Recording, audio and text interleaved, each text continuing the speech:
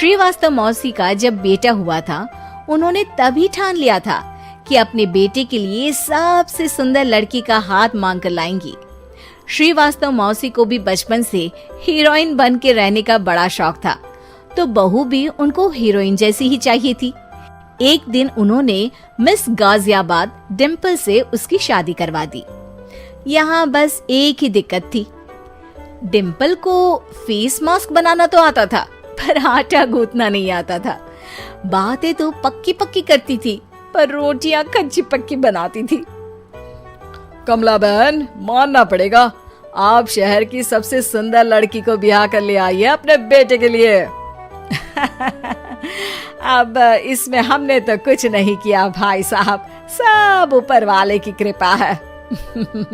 जी जी, तो क्या क्या कर लेती है आपकी बहू? सब कुछ। जाओ बेटा डिम्पल, शर्मा जी के लिए थोड़ा नाश्ता पानी बना लाओ। डिम्पल नजदीक जाकर श्रीवास्तव मौसी के कान में फुसफुसाती है। मम्मी जी, नाश्ता बनाना तो नहीं आता, सिर्फ पानी ले आओ। अरे बेटा, तुझे देखने कितने लोग आए हैं, इन सबको पानी पिलाने का ही इरादा है क्या?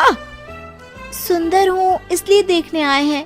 क्या करूँ, मैं इतनी सुंदर हूँ तो आप ही बताओ ना, क्या करूँ मैं? अरे बेटा, कुछ मत कर, खाना बनाना सीख ले बस। श्रीवास्तव मौसी के लिस्ट में सुंदरता सबसे ऊपर आती थी और उन्हें उसी का फल मिला। उनके बेटे अशोक ने एक दिन माँ से शिकायत की। माँ, कैसी बहू ढूंढ कर लाई हो?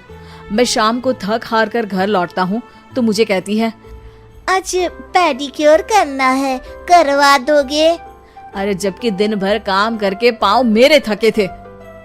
अरे बेटा ठीक है ना, धीरे धीरे सीख जाएगी। अरे क्या सीख जाएगी माँ, उससे कुछ भी नहीं आता। हफ्ते भर का शेड्यूल बना लिया है उसने, पेडिक्योर, हेड मसाज, मुल्तानी मिट्टी का ये वो, अरे पता नहीं क्या क्या। अरे मुझे तो नाम भी नहीं आते।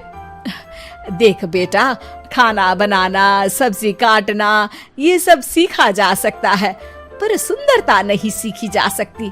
इतनी सुंदर बहू मिली है, फिर भी तू खुश नहीं है, कैसा बेटा है तू? श्रीवास्तव मौसी का मानना था कि समय रहते बहू सब सीख जाएगी, पर मिस गाजियाबाद से शादी कराने के बाद घर का जो नाम हुआ है वो जरूरी है। अरे सबकी बहू खाना बना लेती है, हमारे घर में तो काम वाली दीदी भी है, पर हमारे घर में जितनी सुंदर बहू है ना, उतनी किसी के घर में नहीं। ऐसा श्रीवास्तव मौसी सबको कहती रहती। फिर एक दिन वो हो गया जो नहीं होना चाहिए था, डिम्पल को पिंपल हो गया। डिम्पल घर में छुपी बैठी थी, पर ऐसी खबर छिपती कहाँ है। शर्मा जी घर में अपने बेटी की शादी का न्योता देने आए तो उन्होंने पूछ लिया, अरे आज आपकी बहू नहीं दिख रही? हाँ, वो ना थोड़ा काम में बिजी है, आती ही होगी। और इतने में डिम्पल सही में किसी काम से वहां आ जाती है। बस शर्मा जी की नजर पड़ जाती है डिम्पल के पिंपल पर, जो उन्हें चांद पे दाग जैसा लगता है। पूरे शहर में बात फैल जाती है कि डिम्पल को पिंपल हो गया है। ये दिक्कत काफी गंभीर थी और श्रीवास्तव मौसी को पता था कि अगर ऐसा चलता रहा तो उन्होंने जो हासिल किया था सब मिट्टी में मिल जाएगा। उन्होंने फट से डिम्पल को अपने कमरे में बुलाया।